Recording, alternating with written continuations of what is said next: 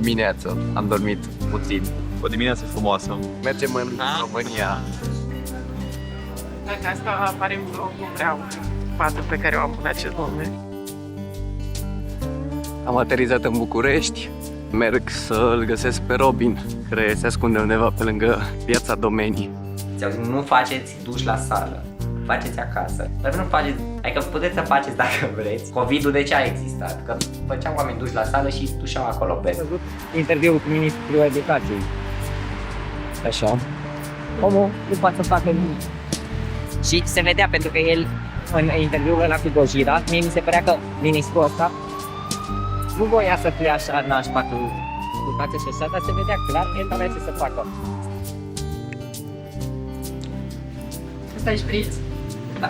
Mai avem și aici șpriț.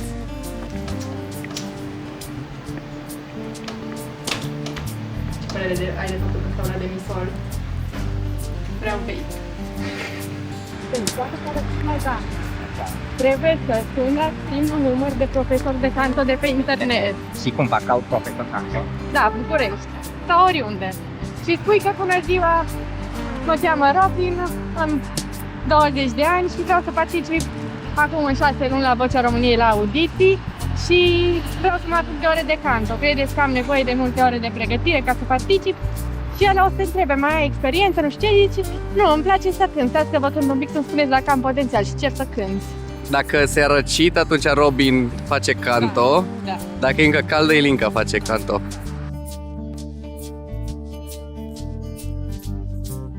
Să stăm pe canapea, bine? Noi suntem pe masă. Bine. Și e foarte ok să ne stați la netul, că e ca pastele. Queen, We Will Rock You. Da, Queen We Will Rock You. Dar de ce pune doar de la Queen?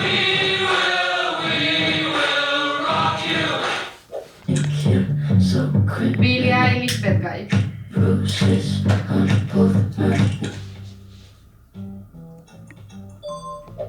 Ai avut dreptate.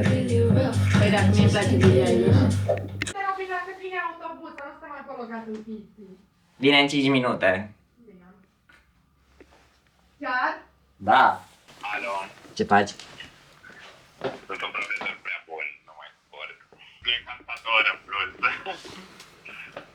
De, că Eu am ești așa de crezut că bun am ca stat o oră în profesor? minus.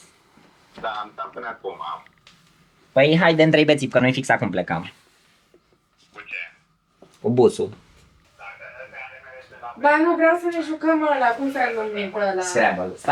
Stai în picnică. Cața, du-te cu taxiul că și mai ca nu să ajungă în curând și dacă ajunge înaintea noastră să nu stea singur. Bine, Bine? bine, pa. Dar Pa. unde mi-am pus? Unde mi-am pus hit-urile și ai La mine. Și ai că o să iei mâna ta. Da. Ups.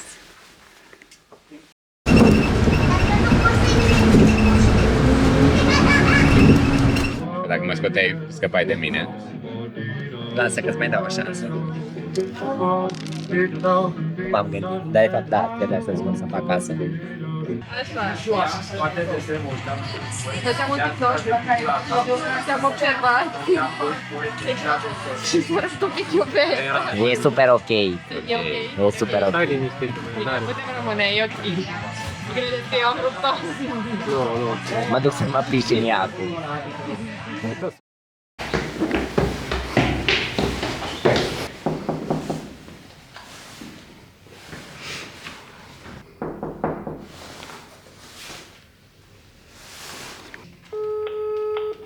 Cred că face duș, că se aude că merge apa. Ce faci? Bine, acum terminat seara. Îmi deschizi și mie ușa. Ce ușa? Sunt în față la tine. Poți să la căsărat. Păi atunci venim la tine. Dacă ne filmezi și aduceți niște beri. Să te ducă Maican să ia bere. Bine, atunci Maican, te sun la 9.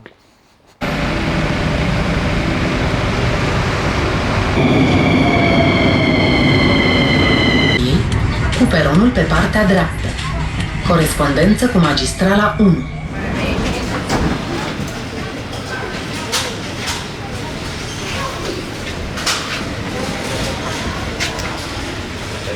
Mă sperie liftul, asta e dubios. Uite cu ușițe din astea.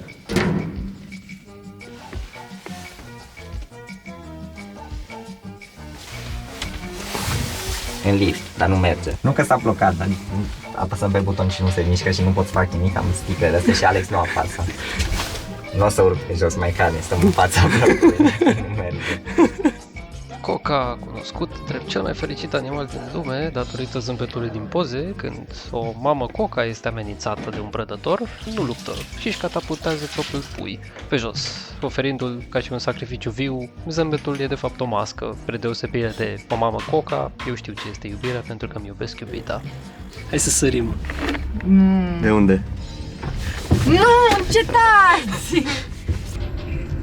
Mi-a trimis 4 nepalezi de aia, dar nu nepalezi, erau altceva, că noi aia sunt mititei, ei și 6 mași. Erau mai mari și atât de indieni de aia. Din cauza la ăștia n-am foarte puțin. Adică la ăștia gen, știi, te duci în ei, e cu țigare, am în gură, da? O aruncă, are cursă 4 minute, după 2 minute s-a urcat în mașină și te cum ăla să fumezi și eu țigări. Bă, dar tine cu țigări, frate, că ai cursă de 4 minute. Vrei tu să fumezi, uite, ia țigările și nu fumezi. Zic, dacă vrei, nu e nicio problemă, punem asta pe pauză, oricum te taxează, ne dăm jos, fumăm amândoi. Ce fără de nu e problemă. Ăștia de regulă, de care zic eu așa, sunt cancertați cu cardul de nou. Contul timpul. De mașina asta știi că țiga ne-a dus unul singur, plată pe aplicații.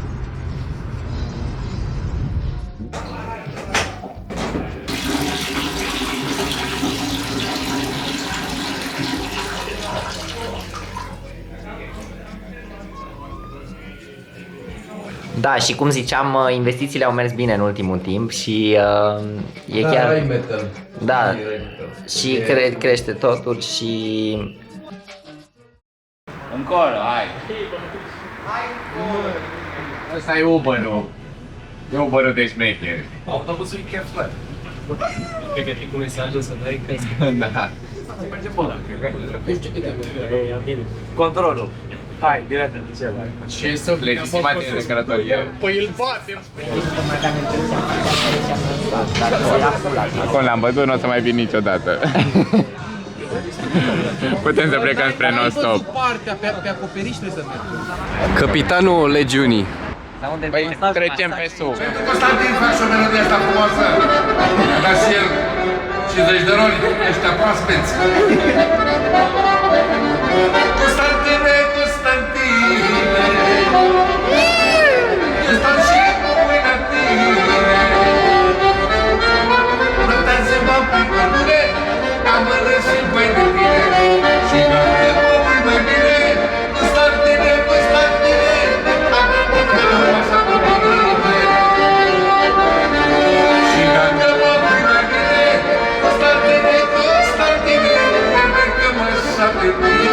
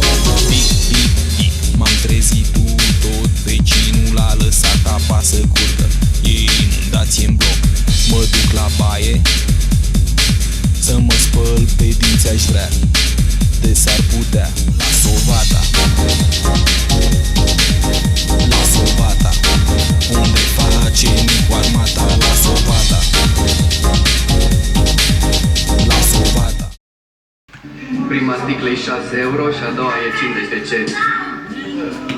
Doamne, ce rău. După poți să pui muzică oricum peste să fie ca un montaj. Ce? Niciodată să nu mai spui asta. Ce? Aia fac și o mare greșeală și mereu se pierde esența. Și esența e și ce se întâmplă. Nu pot să fac ceva dacă e doar video. Că pula mea, nu spui așa povestea. Sau nu e povestea mea aia.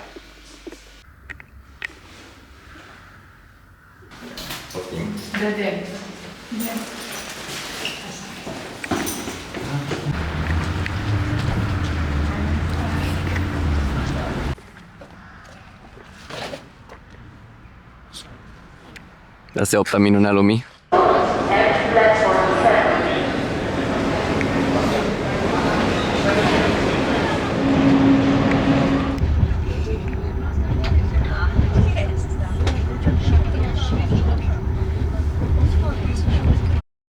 Caponului.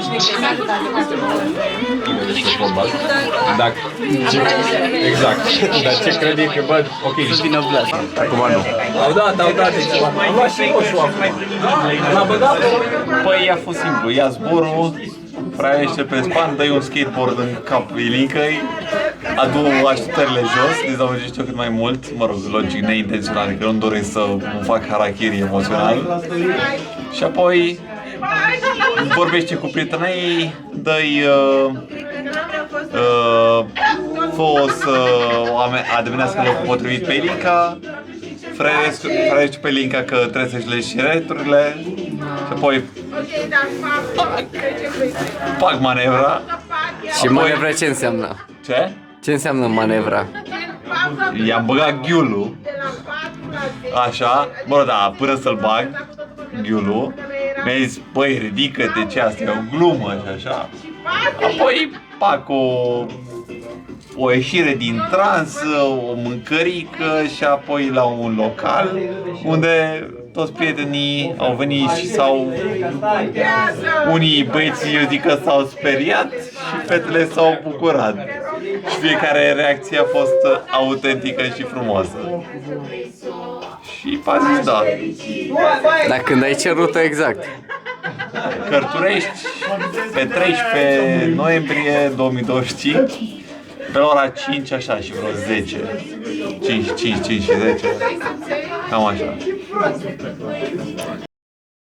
Deci fii atent, suntem aici cu Andronic, filmăm ceva super special.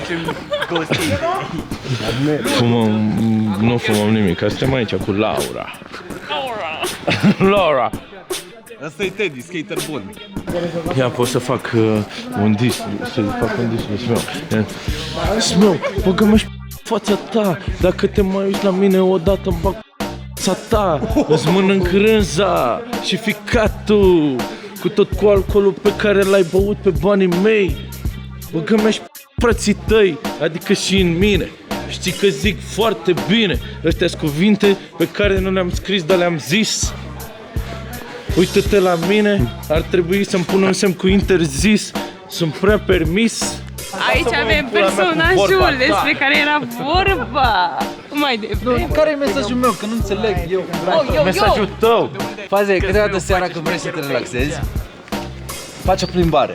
Pentru că când mergi, corpul tău eliberează endorfine. Bravo! Și atunci te relaxează. Endorfine, da, mă simt prea... Când corpul se relaxează și mintea poate să funcționeze. Bă, dar e super ca lumea camera, că se vede ca în real life. Ce face toată lumea freestyle când pui camera pe ei? Eu...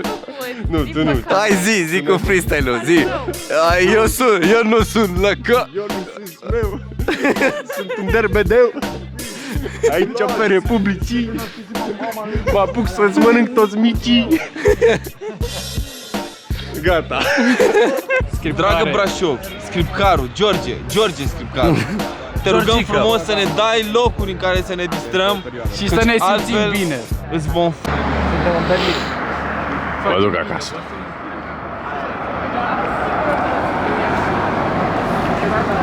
Și eu mă duc. Și eu mă duc acasă. E gata.